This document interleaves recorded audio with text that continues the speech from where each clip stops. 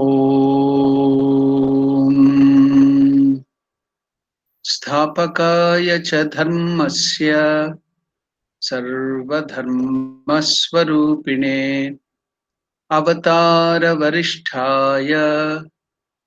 रामकृष्णाय ते नमः. Namaskar to all of you. Welcome to the discussion on Ramakrishna, the Great Master.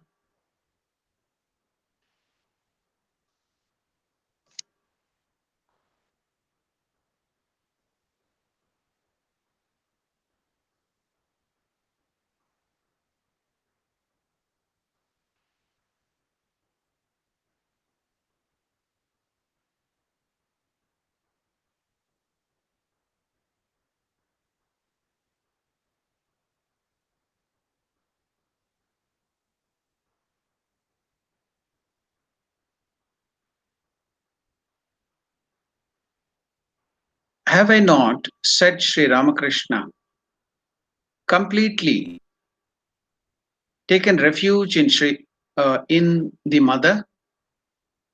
That is why the mother has taken hold of my hand. She prevents me from taking a single wrong step. There are many such examples in Sri Ramakrishna's life of which we have heard. Ah, what a wonderful thing! Can we, even in our wildest imagination, conceive of such devotion to truthfulness and such entire dependence upon God? Is it about this kind of dependence on God that Sri Ramakrishna spoke again and again to us in the following parable? In that part of the country, that is Kamarpukur, Sri Ramakrishna said, there are narrow ridges by the field. People walk from one village to another along those ridges. If you have seen the paddy field, I think here in South Africa it's very difficult to see it. But in India, wherever there is more source of water, they grow paddy. So there will be a lot of small paddy fields, and in that paddy field there will be lot of water to inundate that field for the paddy to grow. So there should be always water and slush, mud. But there will be narrow, very narrow ridges on which only one person, or at the most two-person can walk in between the paddy fields. So if people have to cross, they have to walk on that narrow ridges. They have to be carefully walking. So that's what now being explained by Sri Ramakrishna with this example. At the most, one person can easily walk. So with great difficulty, two people can walk on that ridge. In that part of the country, Kamarpukur, Sri Ramakrishna said, there are narrow ridges by the paddy fields. People walk from one village to another along those ridges. It is a common sight to see a father walk along those ridges, carrying in one of his arms his younger child, lest it should slip, while the elder one walks by his side, holding the other hand of the father. As they go, the children see a white kite and clap their hands in joy. As the child in the father's arm knows that its father is holding it, it is free from fear and clap joyfully.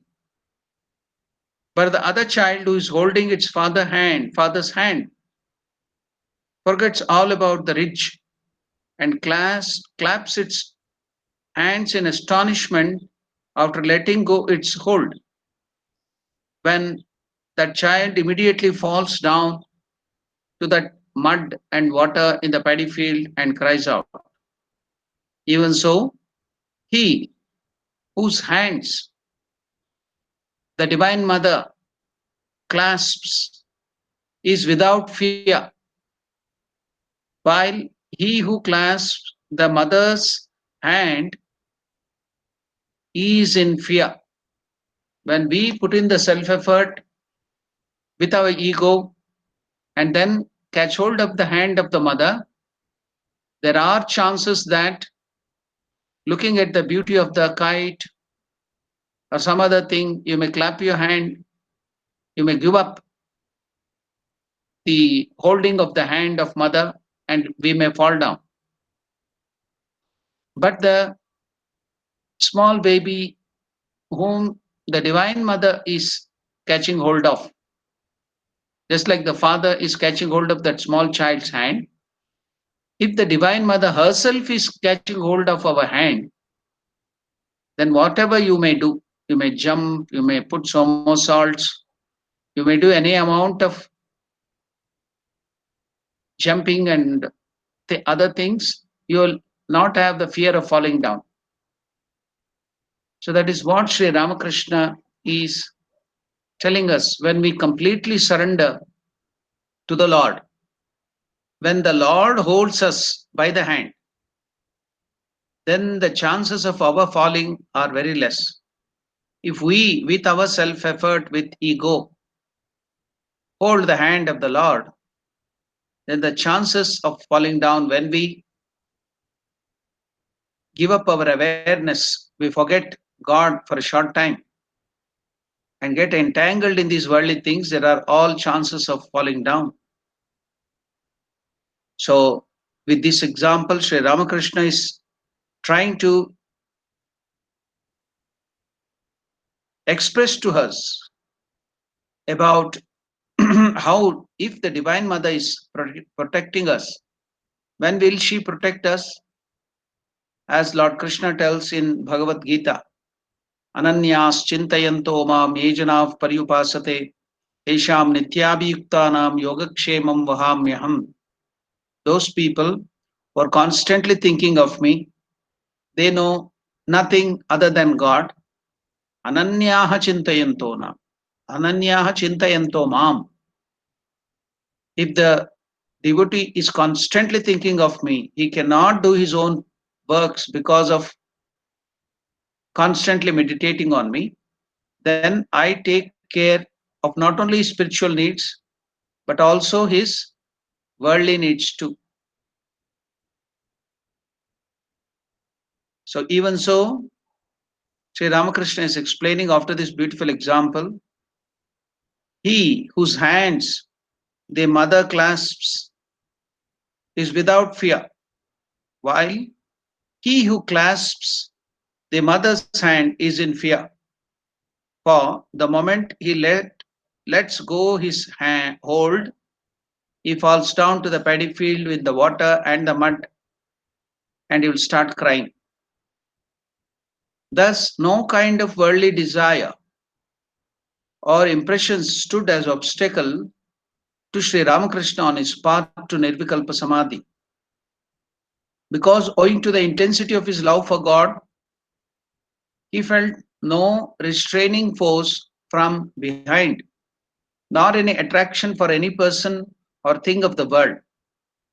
The only thing that stood as an obstacle was the form of the Divine Mother, beautiful, more beautiful than the most beautiful, the only one that Sri Ramakrishna was so long lovingly worshipping with devotion, knowing her to be the essence of all essences and the cause of all causes.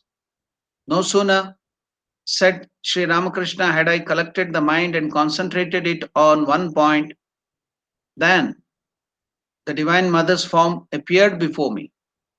I could not have the heart to leave that form behind and go beyond. It happened so. As often as I tried to make the mind objectless, driving away everything from it, at last, after a great deal of thinking, I gathered much mental strength, regarded knowledge as a sword, and with that sword mentally cut that form into two. There was nothing left in the mind then, and it rushed quickly up to the complete Nirvikalpa state. Nirvikalpa. There is no vikalpa there. There is no I and mine. There is no subject object relationship. Only the subject alone remains. So, Nirvikalpa state. These seem to us to be meaningless words, for we have never made any form of the Universal Mother our own, never established any loving relationship with her. We have never learned to love anyone with all our heart. We may proclaim that we love somebody all our heart, but it is out of selfishness, it is conditional, it is possessiveness most of the time. But can we love somebody unconditionally? Love for the love's sake, so wholeheartedly. So that is what you can see here. Wholehearted, intense love we have only for our ego, for ours, and for this lump of flesh called the body. We have wholehearted love for this lump of flesh called the body and our ego. That is why we entertain in our mind so much fear of death or of any radical change. Why is fear? Now, Shardanandaji Maharaj is giving the explanation. Why should you fear? If you have surrendered yourself to God completely, why should you fear? If Divine Mother or God is looking after you constantly, if you have faith in God, where is the question of fear? So we have so much of attachment to this body, to this ego, to our possessions, for our selfishness, that we are afraid of losing it. So where is the question of wholehearted love towards God? So there was nothing left in the mind of Sri Ramakrishna. That's why it rushed quickly to the complete Nirvikalpa state. These seem to us to be meaningless because we cannot understand this. We have never done this. All these seems to us meaningless words, for we have never made any form of the Universal Mother our own, never established any loving relationship with the Divine Mother of God, never learned to love anyone with all our heart, wholehearted, intense love. We have only for this ego of ours and for this lump of body, lump of flesh, this lump of flesh, the lump of fat, pus, blood, bones. So, this lump of flesh called the body. That is why we entertain in our mind so much fear of death. See, Shardanandaji Maharaj is analyzing. Why do we fear? Some people tell, oh, every time we are so afraid. I'm afraid to go there. I'm afraid to talk to people. I'm afraid to do that thing. I'm afraid to do this thing. Why is that fear?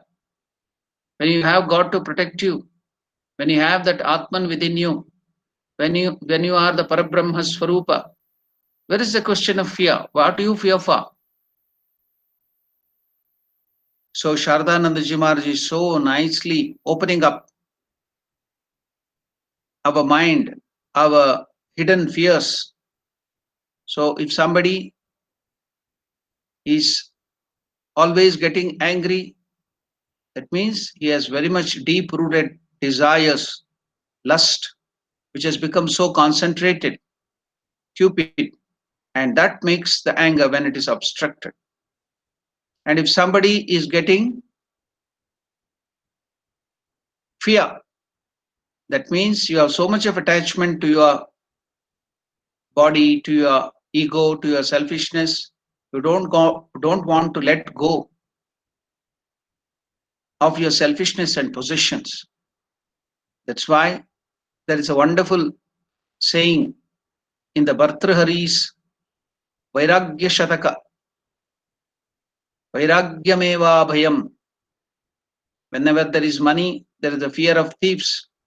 Wherever there is a lot of knowledge, we have the fear of opponent person who is having more knowledge than you, who can defeat you in discussion. So whenever you have beauty, you have the fear of losing that beauty, old age. Whenever you have health, good health, you have the fear of ill health. So like that, everything is smitten with fear in this world. The only thing which fear can not touch it is vairagya, detachment, dispassion. So vairagyameva abhayam. Only vairagya, dispassion, detachment can give you real vairagya. That is Bhartrhari's Vairagya Shataka. So it goes on enumerating so many types of fear. But if you have vairagya, what is vairagya? Dispassion to these worldly things, this body, this ego, this selfishness, and deep love, wholehearted love to God, faith in God. So that only can bring you fearlessness. You are the Atmaswarupa, you are the Parabrahma Swarupa, you are the child of the emperor of this universe, the divine mother, Lord Vishnu, Narayana, Shiva. So you have such a great avatar Purusha as your guide, Ramakrishna, and Mother Sharda Devi is always protecting you, standing at your back. If you have this faith, 100% faith, where is the question of fear? So,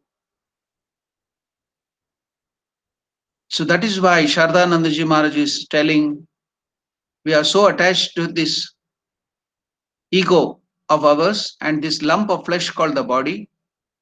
We entertain in our mind so much of fear of death or of any radical change. But Sri Ramakrishna had indeed none of it.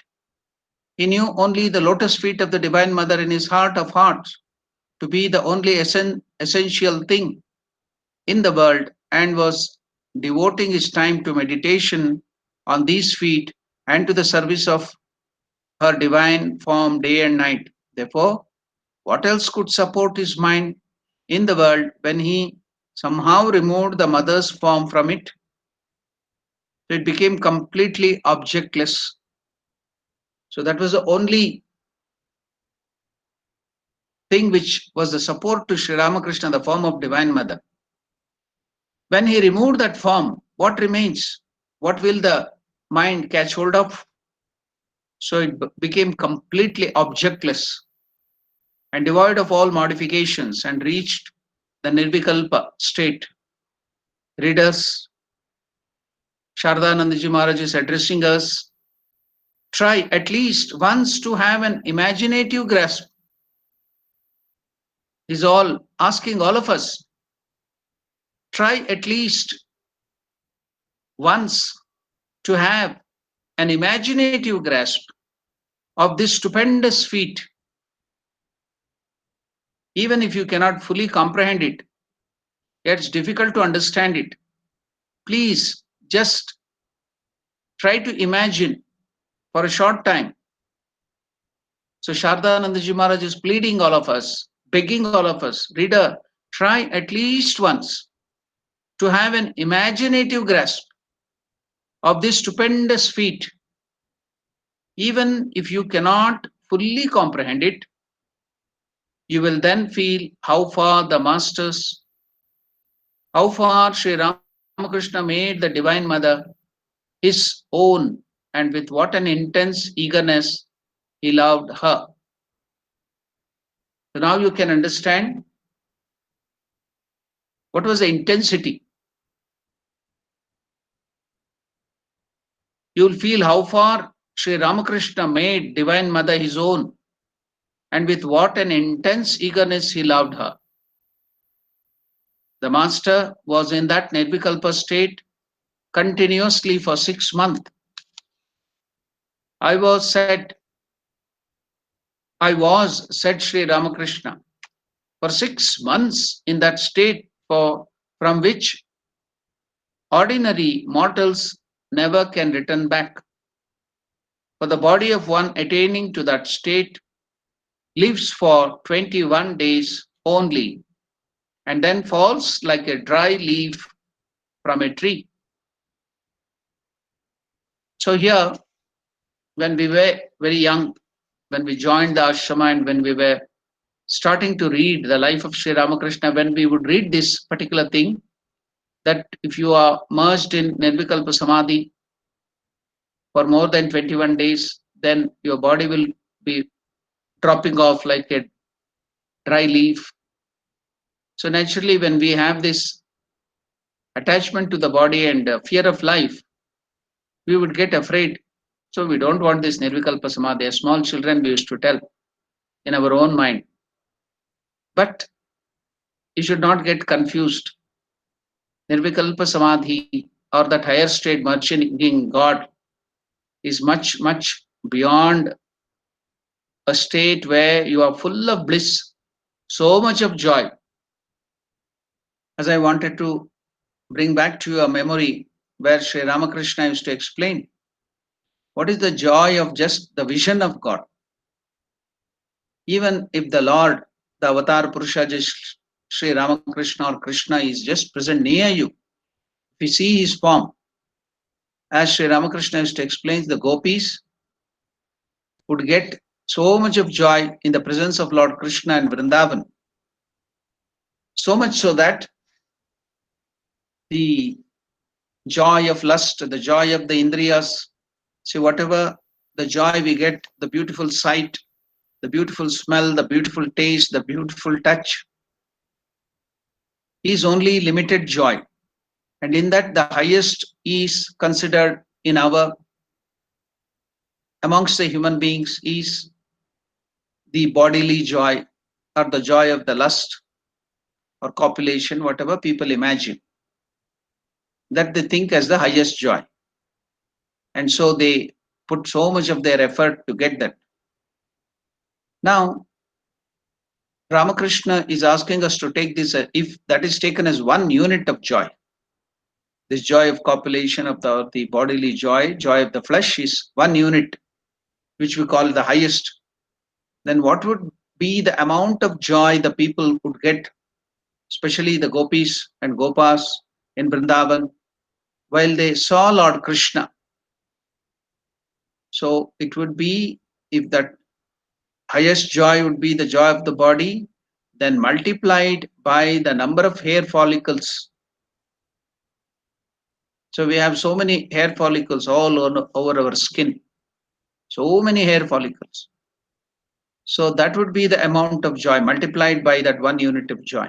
Just imagine.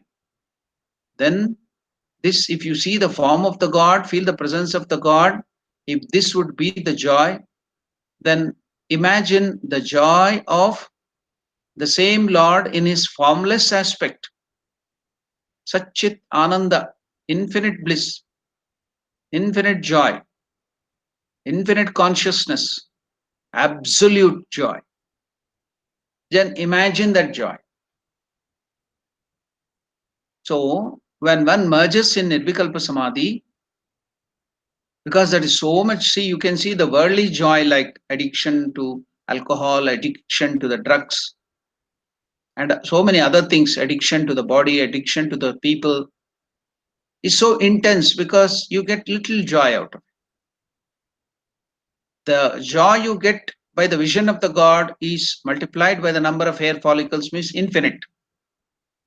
Then the joy you will get out of merging in Samadhi, you become one with God, is much, much, much more. It is bliss itself. So your mind doesn't want to come back and get into this body. There is so much of joy that coming to this body, attaching to this body afterwards, to this ego, to this self, which is limited, is painful. It's very, very difficult because there is so much of joy there in merging. As Holy Mother Sharda Devi used to tell, once she had been into Samadhi and then coming back, she felt so much of pain. Coming back to identifying with the body, she felt so much of pain. Mother explains that in her life. So, if that is the case with the great Divine Mother Avatara, the great Shakti, Parama Prakriti, then what about ordinary people? We don't want, because it is out of sheer compassion, sheer grace, sheer kindness, infinite compassion. She took all that pain of coming back to the body and helping the people. But we don't have that too. So why will the mind come back to the body? It wants to merge in bliss. It doesn't want anything else than bliss. We'll come back to this body. So much of pain, so much of dirt, squalor. So they merge. They don't want to come back. But Sri Ramakrishna, as an Avatara Purusha, so much of compassion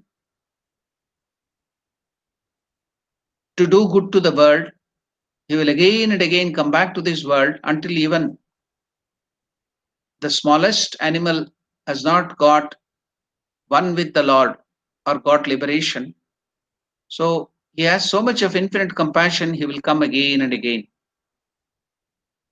So Shardanandaji Maharaj is asking reader, try at least once to have an imaginative grasp of this stupendous feat. Even if you cannot fly, fully comprehend it. You will then feel how far the Master made the Divine Mother his own and with what an intense eagerness he loved her. The Master was in that Nirvikalpa state continuously for 6 months. And these are the words of Sri Ramakrishna himself saying, I was, said Sri Ramakrishna, for 6 months in that state from which ordinary mortals never return. Why they never return? There is nothing to fear. This body is so much of pain, trouble. This ego, identifying with the ego, is so much of problematic things. So the body, ordinary people don't want to come back, don't want to get back their identity with this because that is so much of bliss. So now you might have an inkling after giving this an example. So now you can understand the words, comprehend what Ramakrishna is telling. I was, said Sri Ramakrishna, for 6 months in that state from which ordinary mortals never return. Do you want to become a Ishvara Koti? Do you want to not be a ordinary mortal? Then what is the thing? You don't want to be a Jiva Koti, you want to be Ishvara Koti. The only condition is highest unselfishness. Then the only condition is compassion for the other living beings. The only condition is that you should be ready to sacrifice everything for the sake of others, other living beings. That is Vijnana Avastha.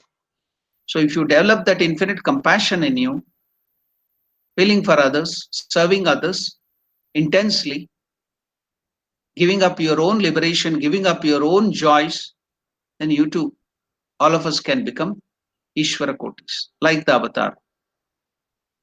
So that is not an ordinary thing, but even then you can try. So there is higher joy, higher thing than Samadhi. Ramakrishna used to tell Vivekananda. He wanted Vivekananda to become that and he made him that. So for the body of one attaining to that state lives for 21 days only and then falls like a dry leaf from a tree. So then there is no use. You don't want the body. Why do you keep this instrument called body and ego and other things? So that if you have desires to enjoy the worldly things, so you need this body, this indriyas. So when that doesn't work, when that doesn't give you opportunity to enjoy this world, you yourself will shun it, and that is called death. And again take a new body so that you want to enjoy everything in this world. You want to enjoy this world. So you take new body with new indriyas. The worn out body is given up. That is death and this is birth. So because you have desires to enjoy these puny joys, little joys, finite joys, you go on taking this body. You don't know. You're forgotten. Temporarily, the ignorance is covered up that you have so much of joy within you. So we suffer again and again, come back and aspire for that. When you don't get it, you do papa karyas, the sinful activities, then go down to the animal kingdom, again do the good things, come back to the higher things. Like that, it goes on, transmigratory existence, the Leela of the Lord will go on. But when you give up everything and have the intense love towards the feet of the Lord, then you will get that higher bliss. An ordinary mortals doesn't want to come back to this world when there is no use of this instrument. What will you do? The best example given by Sri Ramakrishna is in those days, because in South Africa I don't have the concept of digging wells. When I ask many people, they do not know what is well at all. So in India, to get water, they go dig the ground wherever there is source of water beneath. They dig just like the boreholes. Yeah, the boreholes here or bore wells. So like that in India, even the householders I have seen somewhere in near Shirsi, one lady in her 55th or 60th age, she's very active. She does all the gardening work. She climbs the tree. I had that video shown to some of our people.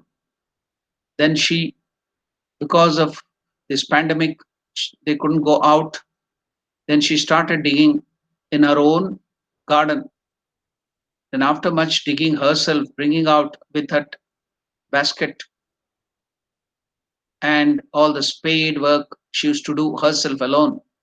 Then she got water in the well. Then see, you have to bring back all those spade, all those basket, and so many other things. You take it to the ground to remove the mud or something which you dig there, stone which you get while you are digging, while doing the spade work.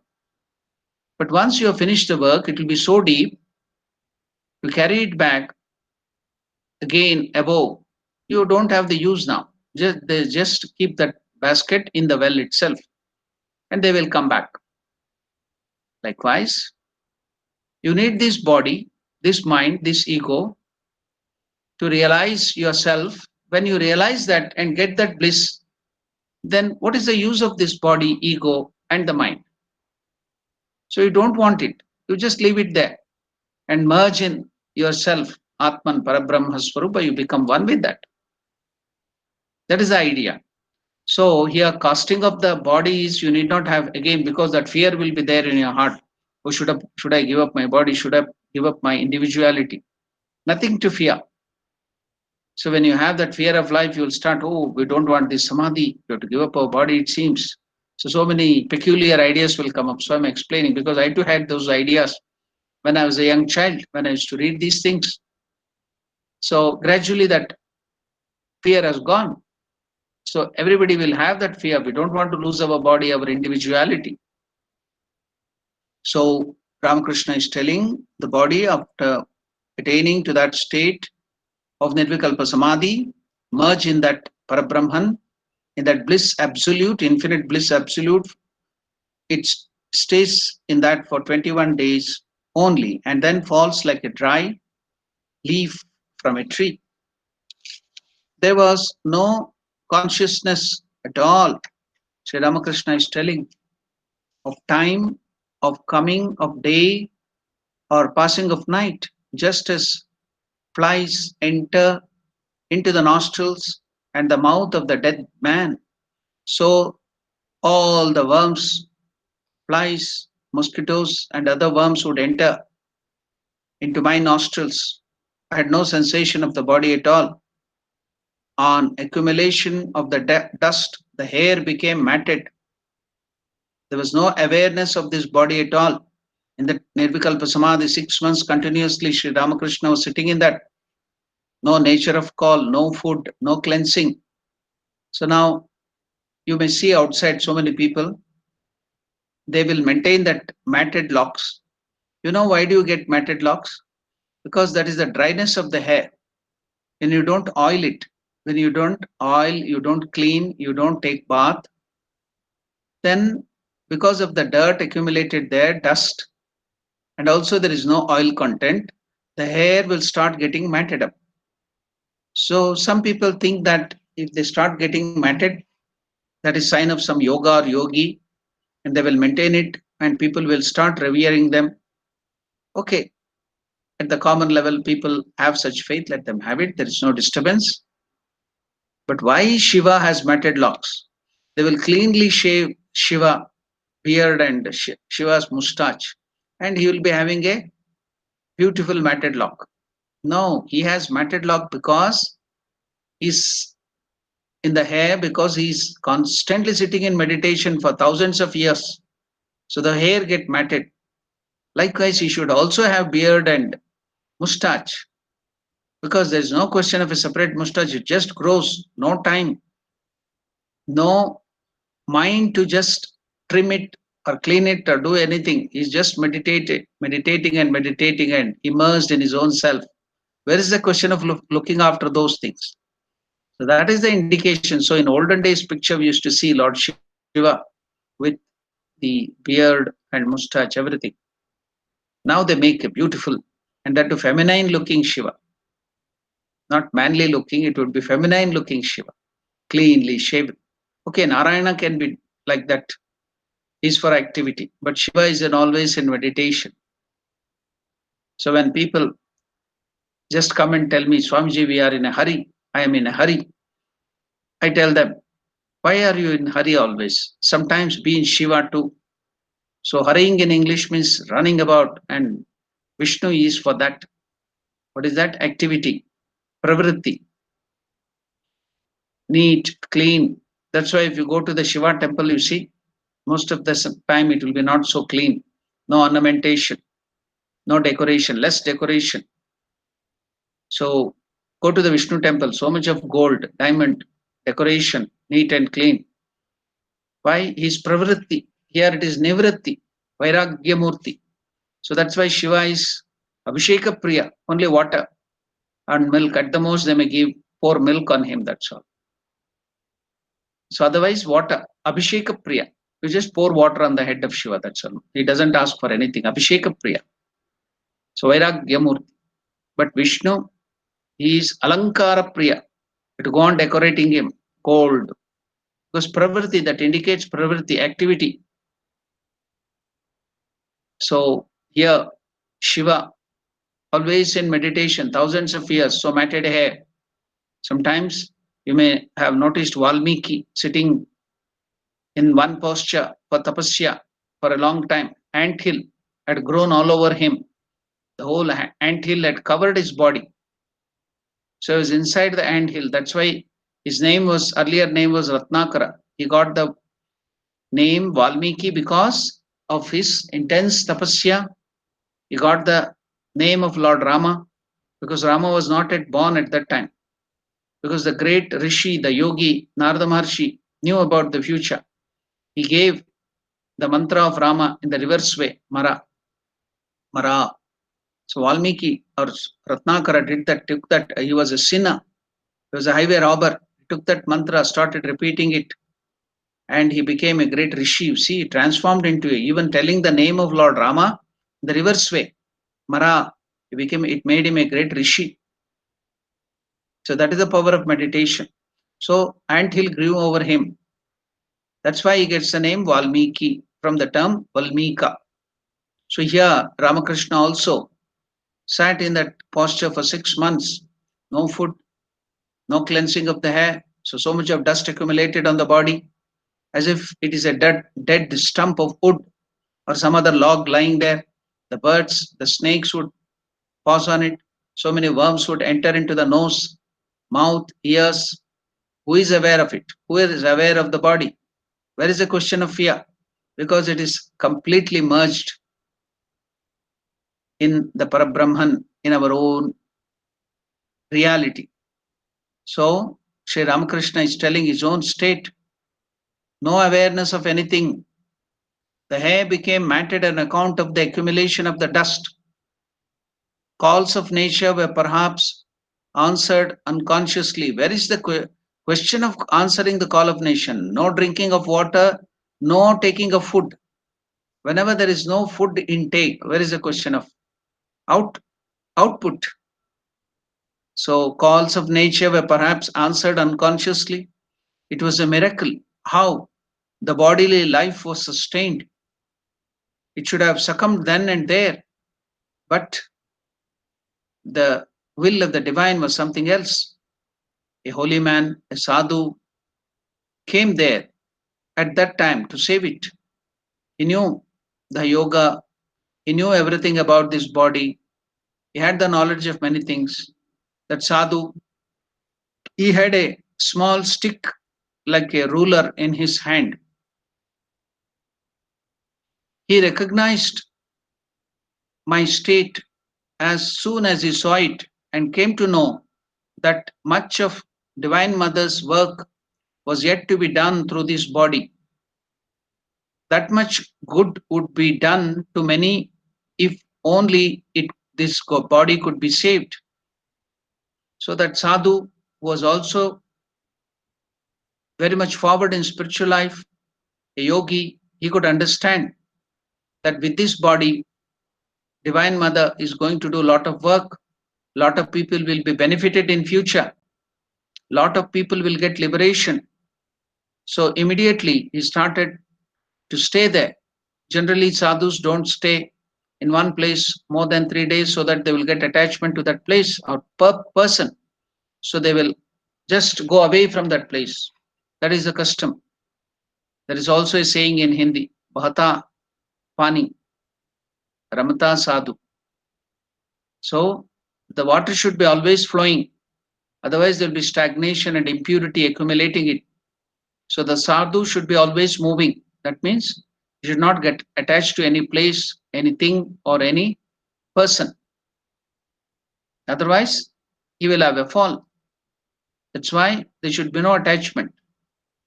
So now here this sadhu was very much had lot of progress in yoga. You could understand by seeing the condition of Sri Ramakrishna's body that it is a will, divine will, that if this body is protected, many people will be benefited.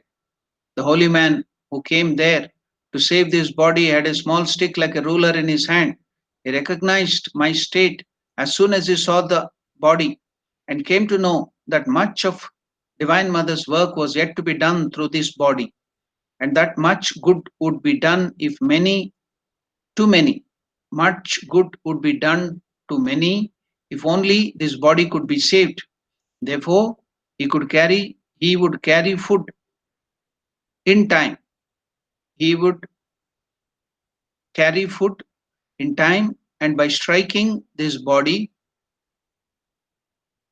again and again would try to bring it back to consciousness and force some food into the mouth, and with that ruler he would slowly hit the head, neck, and the back and the front, so that there will be little consciousness of the body. Then there will be this process of peristalsis, movement of food to the stomach, so that it will survive.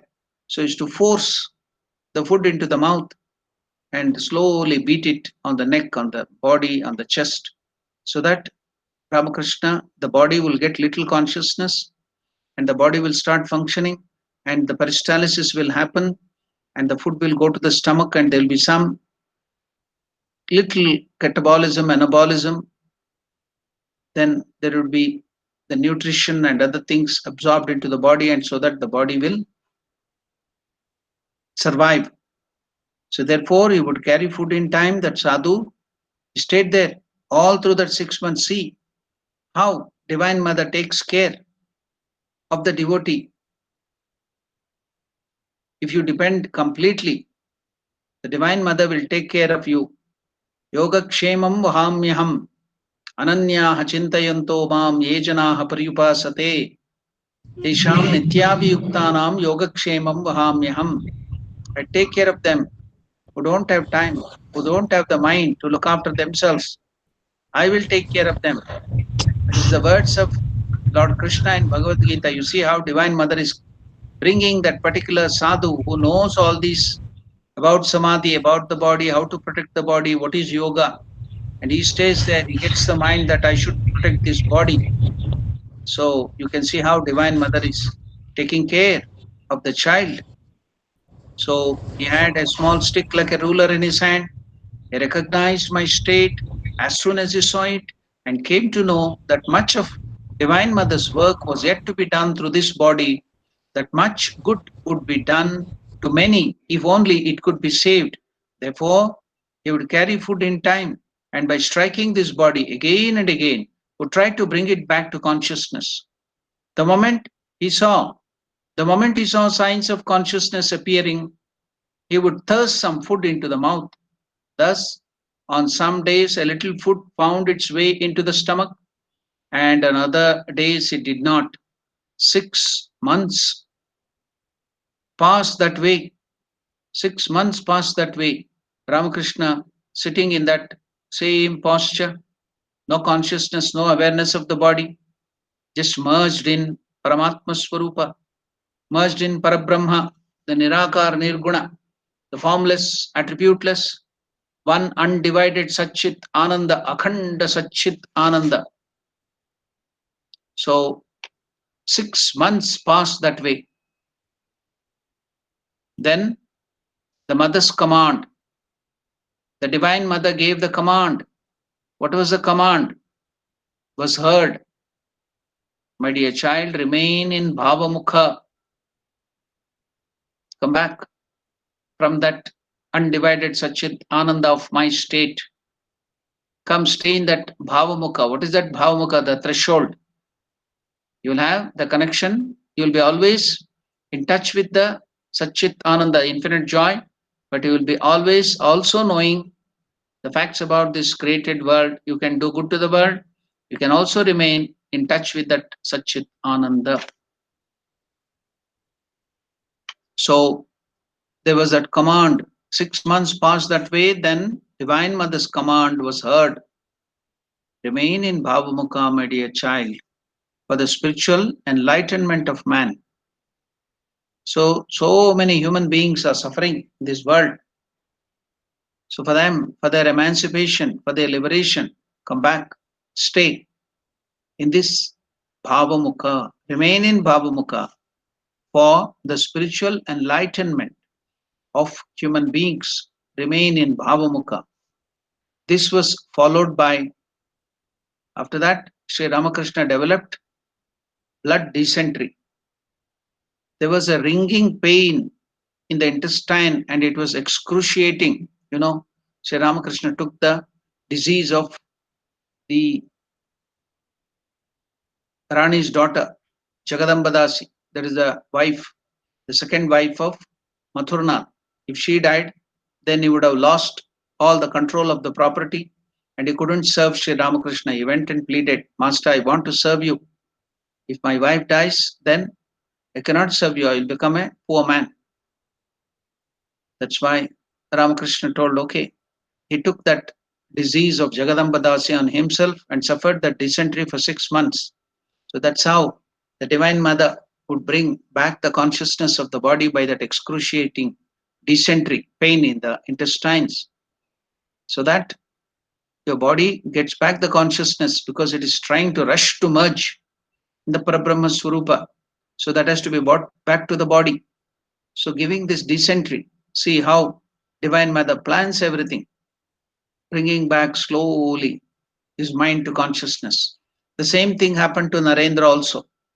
We couldn't understand it first. Divine Mother planned it so well. He wanted to sit in the Himalayas and merge in Samadhi. His mind was also rushing to merge in Samadhi, Nirvikalpa Samadhi. So he went to Kashmir. He stayed there in meditation. He didn't want to come back to the plains. So how did Divine Mother make a plan to bring back Narendra to do her work? He was wanted to merge in Samadhi and stay there. So Ramakrishna used to tell him, I've given you the Samadhi, taste of Samadhi.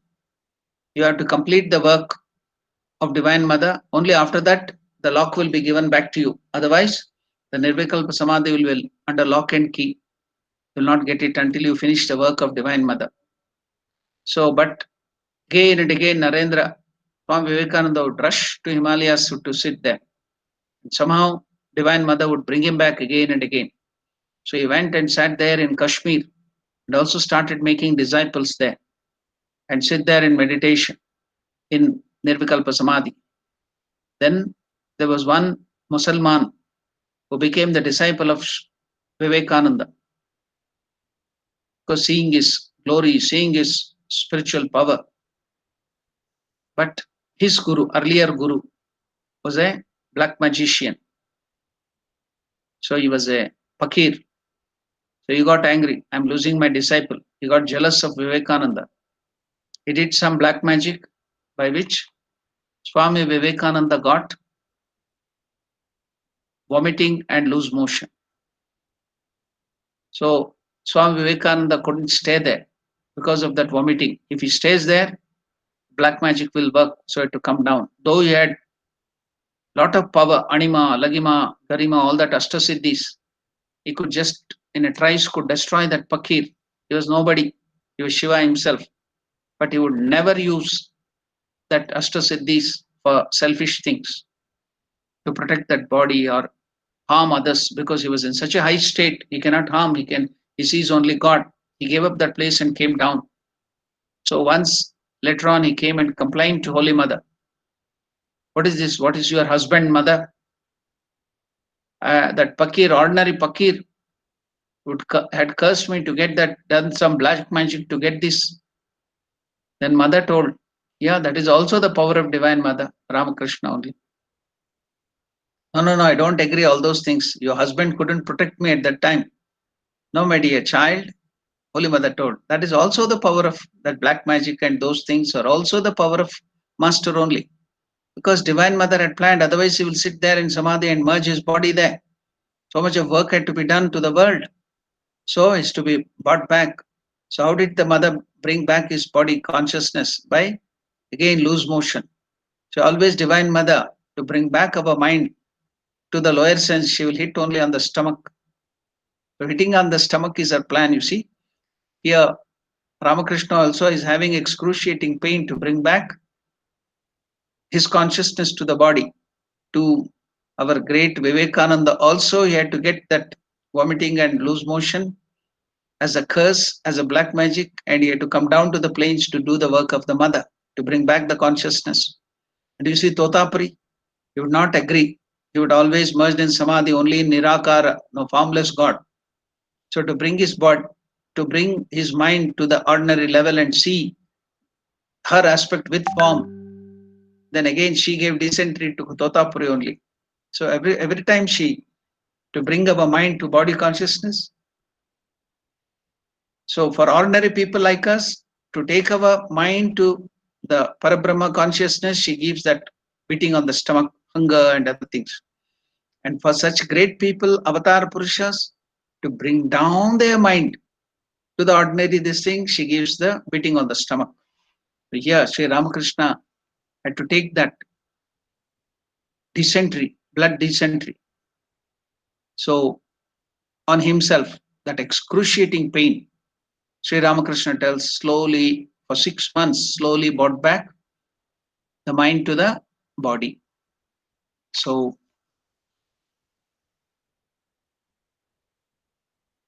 so after the command of Divine Mother to Sri Ramakrishna, remain in Bhavamukha for the spiritual enlightenment of man, remain in Bhavamukha.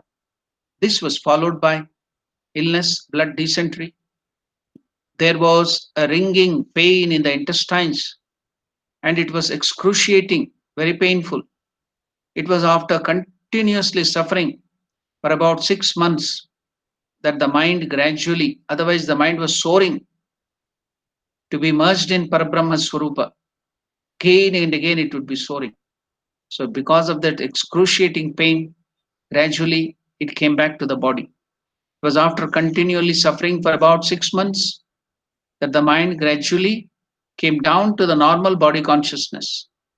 Before that, it used to be merged in Nirvikalpa state always. So it would be always rushing up to its real state, that is Parabrahma Swarupa state.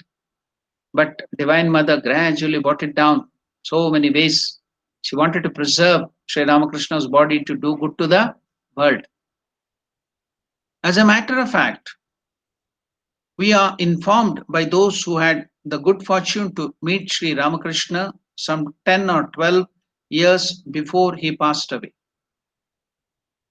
that even then they rarely heard him speak, for he used to be in ecstasy, used to be in that continuous merging in Parabrahma, that is ecstasy. He used to be in ecstasy continuously, all the 24 hours. Where is the question of speaking? Where is the question of hearing under these circumstances? We have been told by Vishwanatha Upadhyaya, one of the captain from Nepal. He was a government official. So that Vishwanath Upadhyaya was the representative of the Nepal government in Calcutta, living in Calcutta to do the business from the Nepal government kingdom to the British, with the British. So he was highly devoted to Sri Ramakrishna. So we have been told by Vishwanath Upadhyaya, an official of the Nepal government, that he saw Sri Ramakrishna absorbed in ecstasy, samadhi, continuously for 3 days and 3 nights. So he had seen with his own eyes. Moreover, he said that on such occasions, when deep samadhi continued for a long time, so he knew little yoga. That's why Vishwanath Upadhyaya, who knew some yoga, would bring cow's ghee. Now you can understand Panchagavya, the five products of cow, that too specially Indian cow, not the Western Jersey and other cows. The Indian cow has special medicinal qualities, and that too it should be eating only the grass and vanaspati in the forest, natural things. It should not be fed the fodder and other things, unnatural ways, which the modern day people try to feed things to get more milk, more flesh of the beef. So that is very, very bad. That is the main reason for all the cancers. And you see, Indian cow is so sacred. Why people revere Indian cows so much? The cows have that special gift. So Panchagavya is very cleansing to the body, not only physically, even spiritually. It gives us lot of good health and everything. So the cow's ghee is used here by Captain Upadhyay. That is one of the method to bring down the mind from samadhi higher state to this body level. So what was Vishwanath Upadhyaya would do? We have been told by Vishwanath Upadhyaya, Shardanandaji Maharaj is telling, an official of Nepal government, that he saw Sri Ramakrishna absorbed when he used to come long, much, much earlier than all the direct disciples, Vivekananda, Shardanandaji Maharaj came to Ramakrishna, used to come even earlier, before that. So that was just after, immediately after Sri Ramakrishna came down from that Nirvikalpa Samadhi continuously for 6 months. So after that, so then the direct disciples were not yet introduced to Sri Ramakrishna. So, but this Captain Vishwanath Upadhyaya was already in touch and he had high respect to Ramakrishna. So, he used to revere him as a great sadhu and be there, serve him. So, he has seen Sri Ramakrishna staying in Nirvikalpa Samadhi for 3 days and 3 nights, absorbed in ecstasy continuously for 3 days and 3 nights. Moreover, he said that on such occasions, when deep samadhi continued for a long time, Vishwanath Upadhyaya would bring cow's ghee, clarified butter, cow's ghee, used to rub at intervals on the person of master from neck to the lower end of the backbone, downwards. So the Kundalini rises upwards and merge in the Sahasrara, and that leads to Samadhi. Now used to rub that ghee, cow's ghee, clarified butter, downwards from the head Sahasrara to the backbone Kundalini, downwards, rub the cow's ghee. So moreover, he said that on such occasions, when in deep Samadhi continued for a long time, Captain Upadhyay, Vishwanath Upadhyay would take the cow's ghee used to rub at intervals on the person of the master from the neck to the lower end of the backbone and from the knee to the soles of the feet in the downward direction. When this was done, consciousness tended towards the realm of I and mind from high plane of samadhi. This is how he used to bring back the mind of Sri Ramakrishna from that high state of Nirvikalpa Samadhi, merged in Parabrahma downwards by rubbing that ghee in that fashion, downward direction. So, when this was done, consciousness tended towards the realm of I and mind, and from high planes of Samadhi. The Master himself said to us on many occasions The natural tendency of my mind, Sri Ramakrishna's mind, the natural tendency of Sri Ramakrishna's mind was towards Nirvikalpa Samadhi, that is, merging in that Turiya Avastha, to stay there itself, the Turiya, that is the formless, attributeless ocean of consciousness, Akhanda, unbreakable, Satchit Ananda, infinite existence, bliss, infinite existence, absolute, infinite consciousness, absolute, infinite bliss, absolute. So the tendency of Sri Ramakrishna's mind was to merge in it. The Master himself said to us on many occasions, the natural tendency of the mind is towards the Nirvikalpa plane. Once in Samadhi, it does not feel inclined to come down because so much of bliss, the mind is not inclined to come down. It has to be forcibly to be brought down from for your sake. So now we can understand Ramakrishna is telling how much of compassion, how much of grace, how much of sympathy for the living beings. So Sri Ramakrishna is telling, once in Samadhi, the mind is not inclined to come down.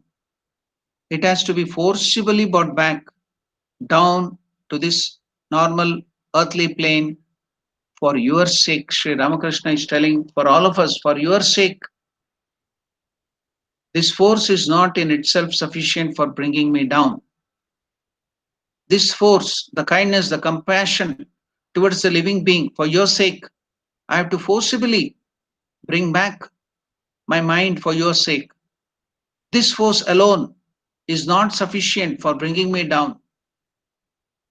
That force itself is not sufficient. So I hold on to some trifling desires. So some he has to, while going to, before going to Samadhi, he had to have some trifling desires. So that desires would pull down the mind again. So this force of your compassion for your sake is not sufficient itself for bringing me down many times. So I hold on to some trifling desires. Now you can see why Ganesha likes Modaka, why some gods and goddesses like particular sweets, particular things. It is those gods like Shiva, Ganesha, and all other great gods. They have these small trifling desires only to bring back the down to normal plane to help us. So Ramakrishna also see every incident, everything in Sri Ramakrishna's life, you can see the cause, why the scriptures are written like that, the meaning of the scriptures, the life of all the great beings, so many gods and goddesses, everything can be understood from the life of Sri Ramakrishna. Otherwise, we would have so much of confusion. But now, the advent of Sri Ramakrishna has made us understand what are all these gods and goddesses, what is all this yoga, what is all these scriptures.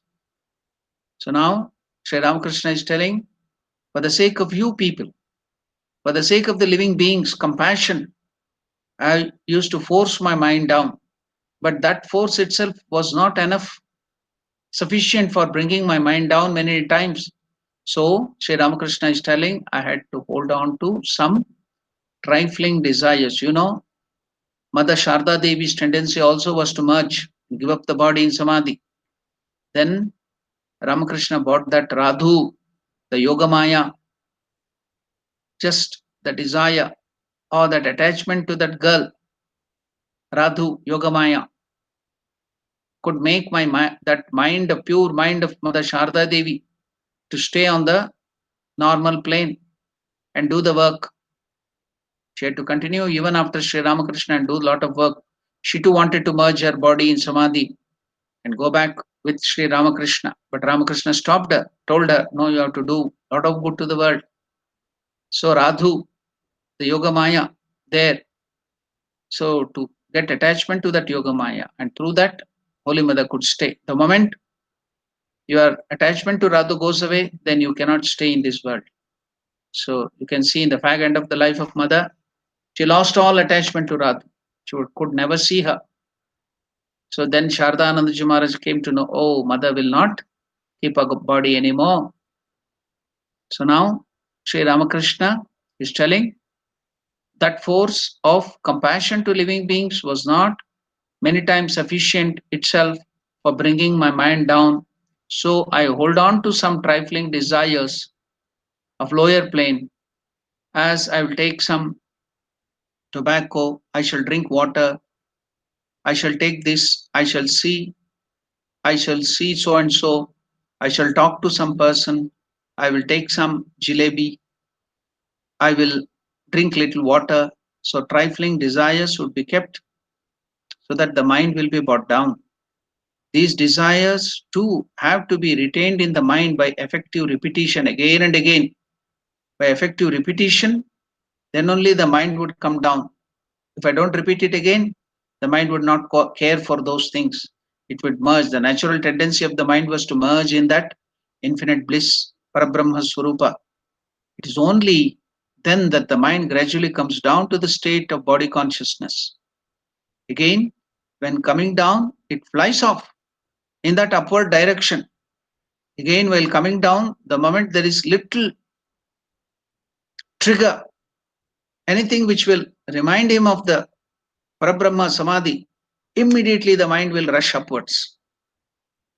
So even small things would make the mind to rush upwards. The desire to have to be retained in the mind by effective repetition.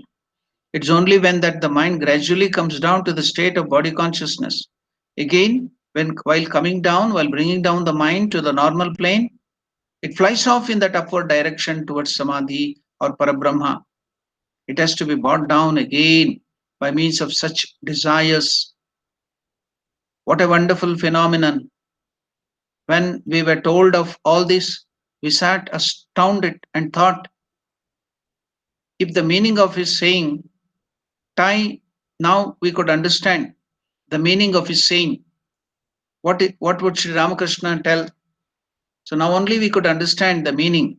What was that? Tie, the knowledge of non duality, tie the Brahmagnana, knowledge of non duality, in the corner of your cloth, and then do whatever you like. In olden days, the mothers and also the men, they used to tie anything if they want to keep it safely. Pockets were not there, bags and pockets and vanity bags. So they used to tie the keys or coin or gold or anything at the corner of their cloth. They used to tie it nicely, tightly, and it would be there. Whenever they wanted, they used to open it. That was the way they used to have the pockets. So that usage is given here, otherwise you cannot understand. So mothers used to keep the keys because they were the masters of the house, you see, control of the house, everything, kitchen. So the keys, everything would be with the mothers. So they were the commanders of the house, home ministers, and also the finance minister. Money, everything, gold, everything will be with mothers. So how will there's no pockets. Nowadays you'll have pockets in your t-shirt, you have jeans pant, you wear everything. So you can have so many pockets and bags and vanity bags, and safe things can be kept in your safes. But in those days, there were no such things. So they used to tie. If they want to preserve something which is important, they used to tie at the end of the cloth and just put it on the shoulder so that it will be there. So even now you can see some of the mothers in the villages having that tied to the end of the sari, or the men to the end of the dhoti and put on the back.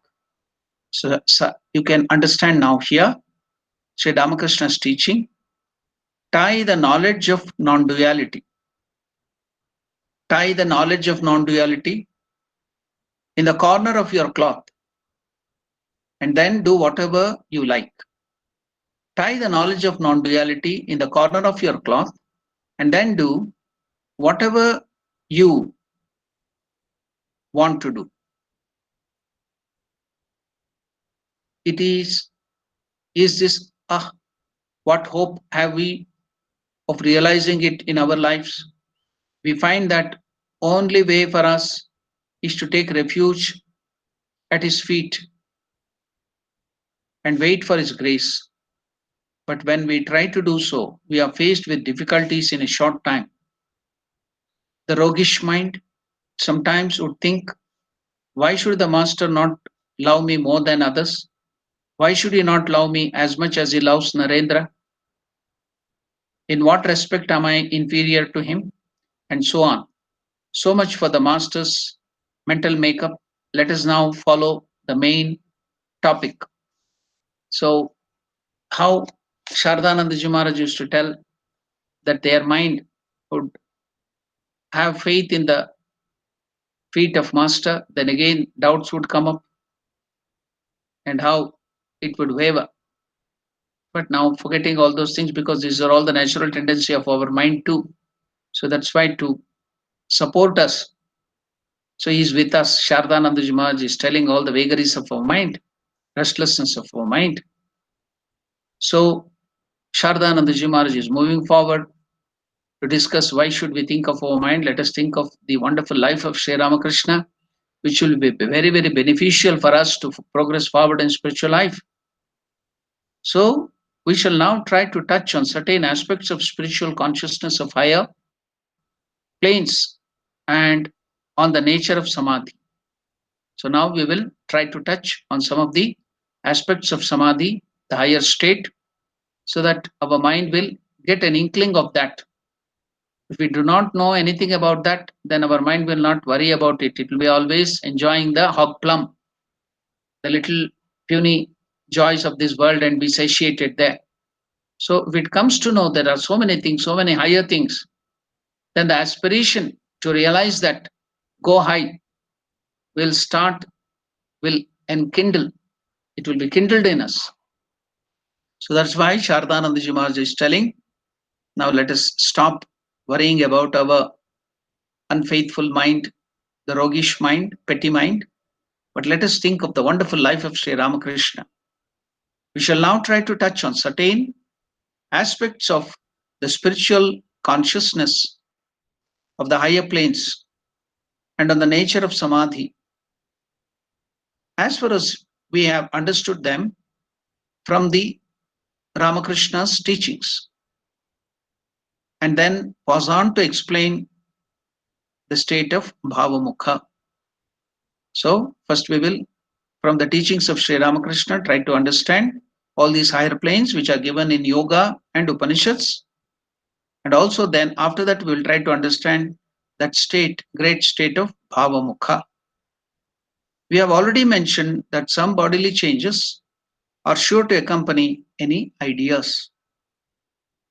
See, as you go on changing, your attitude, your thought process is changed, your bodily features also go on changing according.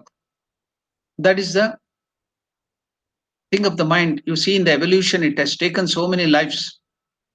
It were the fishes who were trying to escape from the enemies in the sea. So they were trying to fly and fly and fly. After thousands of years of adaptation because of the fear of life, they started developing wings and flying out from the this thing. Then the living beings came out to the world.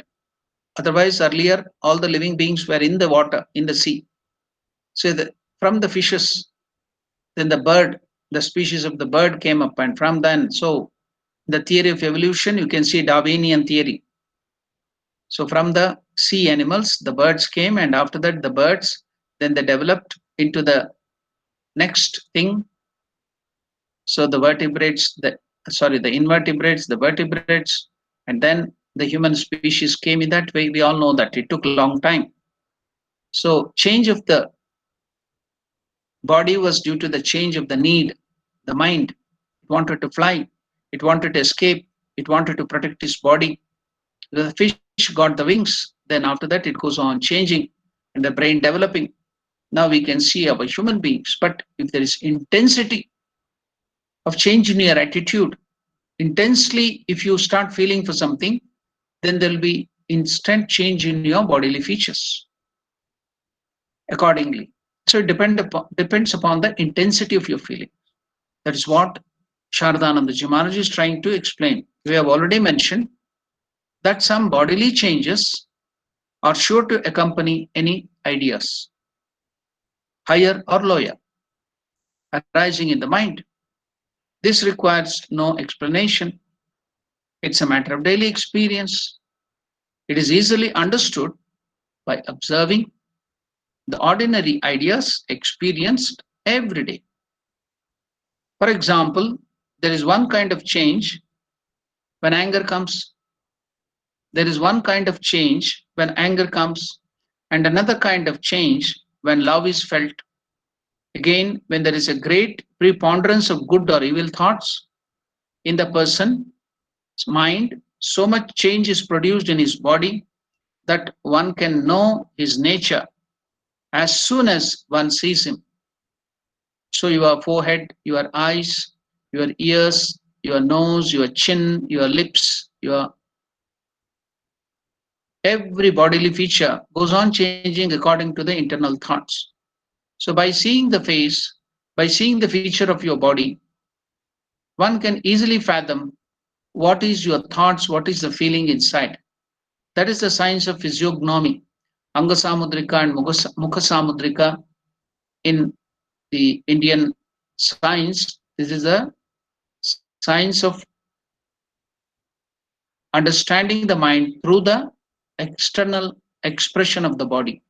So, all your formation, why do you have that particular face? Why do you have that particular feature? Why do you have that height? Why do you have that other features? It is because of my internal thought process, my desires. That makes my body. So, what is the face? What is the body? Body is nothing but it is the gross expression of your subtle mind. So, body is not separate from the mind. It is the part of the mind only, but it is only the gross physical expression of the mind is body. What is your mind? The subtle expression of this body is the mind. So the origin is the mind, your desires, your thoughts. So that is why you have particular bodily features. You have anger, then there will be some particular feature in your face and body. If you have lust, if you have all the bad qualities, then you have some particular feature. They can understand it.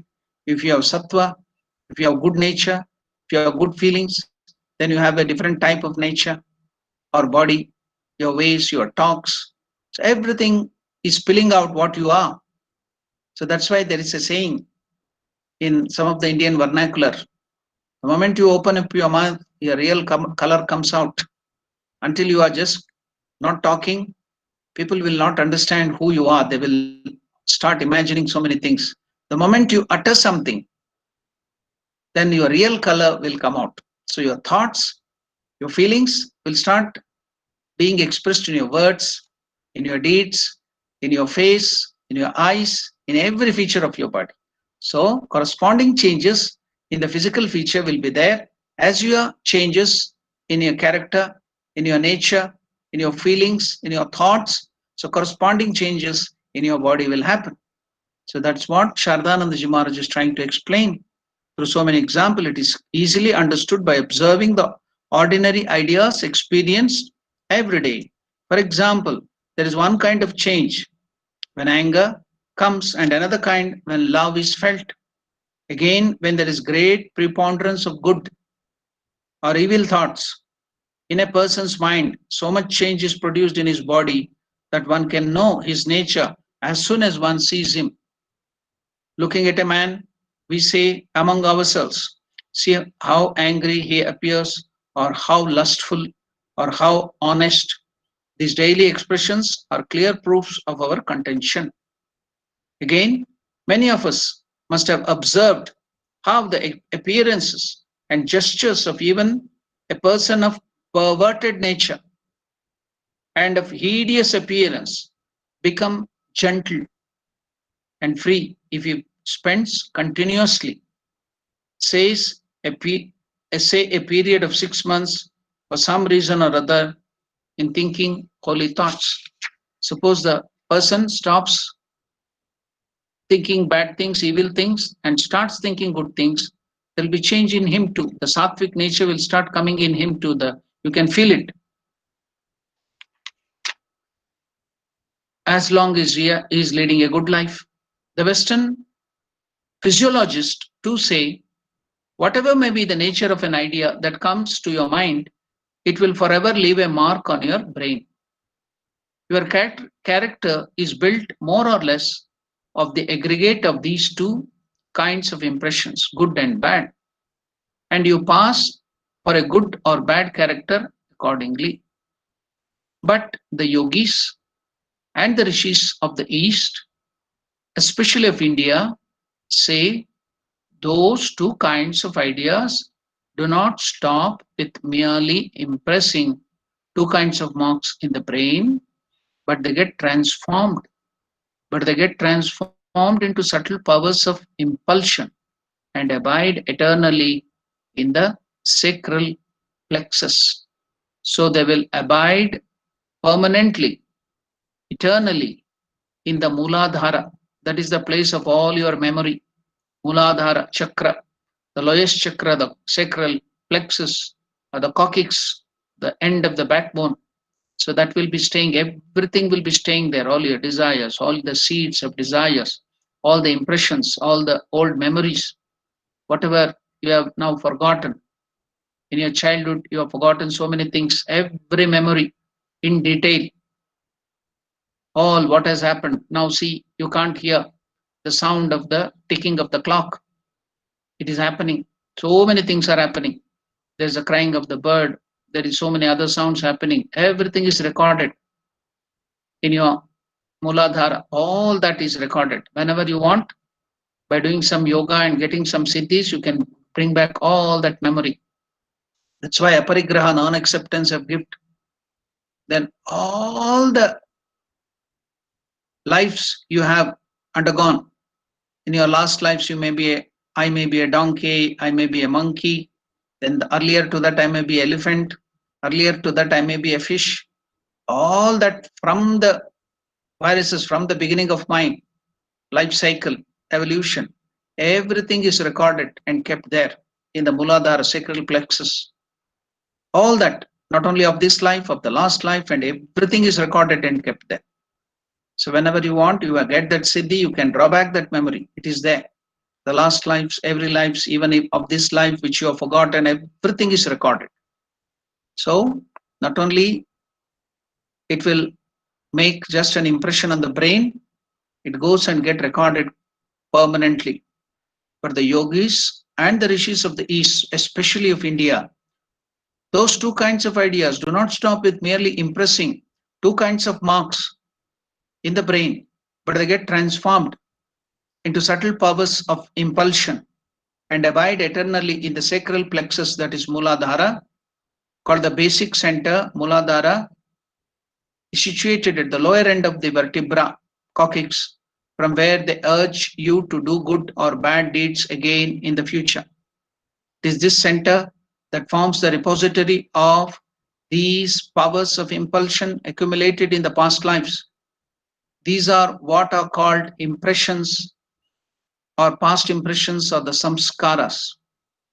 And it is only by the direct realization of the Divine Lord, only by the direct realization of the Divine Lord or the attainment of Nirvikalpa Samadhi, that all these memories, all these impressions can be destroyed. It will be there in the seed form. So it can sprout anytime, come out. But if you see God, if you realize God, then only all this will be burnt off. Like if you burn the seed, then it will not sprout again. If there is seed, it may sprout anytime whenever the condition is congenial. So likewise, these samskaras, these desires in the seed form, which are called vasanas, impressions, samskaras will be there in the sacral plexus, and it will be coming out as your nature. All that is happening, why is it happening? Why am I not under control? Who is controlling me? All that is there. All that you have done in your many, many lives is there in the form of impression, in the vasanas, in the bija, the samskaras. So that will be goading you to do all these things. So when you see God, when you realize God, then all that will be gone. That's what Shardananda Jima is telling, that our yogis knew this. These are what called as impressions, samskara or past impressions. And it is only by direct realization of the Divine Lord or the attainment of Nirvikalpa Samadhi that these can be destroyed. Any proof of this? Yes, in Bhagavad Gita, Krishna is telling, Vishaya vinivartante niraharasya dehinaha rasavarjam rasopyasya parandruštva nivartate. A person, suppose he gives up his food, temporarily all his desires, all his indriyas will keep quiet, but they are in the seed form. When you again give food, everything will get up and will trouble you. So, Vishaya vinivartante niraharasya desina rasavarjam rasopyasya. It will be there in the seed form, in the form of impressions, rasa, the desire, intense, subtle desire. Rasavarjam rasopyasya parandruštva nivartate. Lord Krishna is telling, when you realize the highest, when you realize God, when you get this Nirvikalpa Samadhi, then all this will be gone. That's what Shardananda Jimaji is telling here. Otherwise, at the time of leaving one's body, when you give up the body for another, the jiva carries with him this bundle of impression. So wherever you go, this will follow you. Whether you give up the body, in the subtle body, it will be there. That's what you are carrying. All the good and bad things you are doing will never give you up. It will, until you realize God, those will be there and going on. Whether you have done good things, it will come back to you in the form of good. When you have done bad thing, whatever you have pained others, whatever you have hurt others, that will be there staying in the form of that impression, and it will come back to you. So it will never leave you. So be careful while doing bad things, hurting other people with your harsh words. It will be accumulating there in the Muladhara. Whenever you give up your body, it will follow you. Wherever you go, it will never give you up until you realize God. Whatever will be recorded there, it will come back, it will follow you even after giving up the body. So be careful. Do only good impression, do only good to others, sweet words to others, service to others, don't hurt others. Otherwise, everything is recorded. Everything is accumulated and you cannot escape so easily. Then you'll be wondering why so much difficulty in this life, why so many things, all that what you have done is coming back, that's all. So Sharadananda Maharaj is telling, our yogis are telling, everything is accumulated. Only by seeing God or Nirvikalpa Samadhi, realizing God, all that will be gone. Rasavarjam rasopyasya parandruštva nivartate. Param means highest. Highest God. Nivartate will be gone. Otherwise, at the time of leaving our body for another, Jiva carries with him the bundle of impressions, just as the wind carries smell from its receptacle. Just as the wind carries smell from its receptacle. So, again, Bhagavad Gita also tells, our Upanishad tells, all of the scriptures are telling all those things. It is there in our scriptures. So now, we're already nearing 8 o'clock. So we will end our conversation. Now we will go for the question and answer session. If you have any questions, if you have any doubt on the particular subject today discussed, you can ask.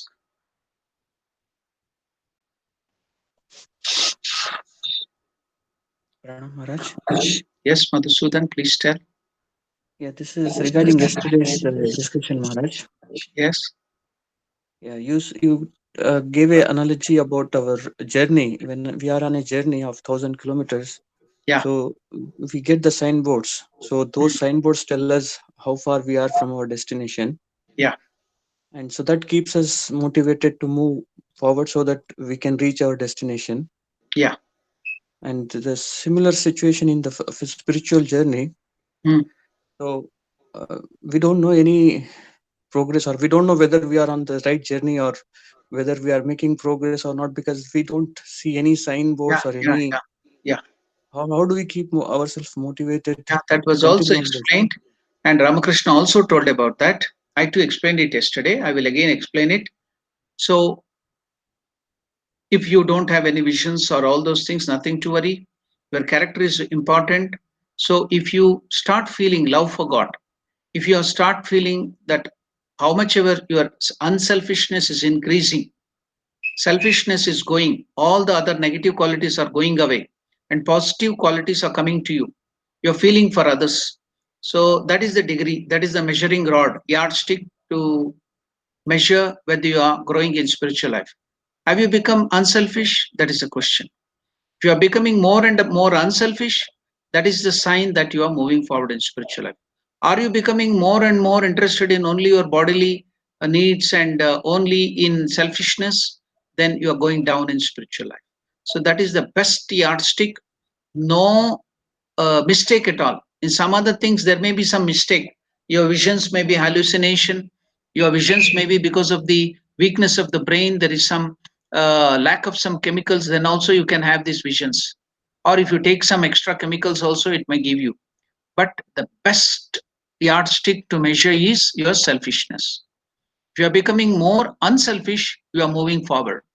If you are becoming more selfish, you want everything for yourself, you want to possess everything, you try to command or you try to trouble others, then your selfishness is increasing and you're going down in spiritual life. The more unselfishness, your compassion, you feel for others, you serve others, that is the indication you are moving forward in spiritual life. So that is the best and easiest and the true method. Selfishness, unselfishness. Okay, Maharaj. Yes, Yes, Maharaj. yeah. Thank you. Any other question? I have only very little internet left. It will be going off now any moment because there is no electricity from the morning. So any moment it may go off. So if you have any questions, please ask quickly,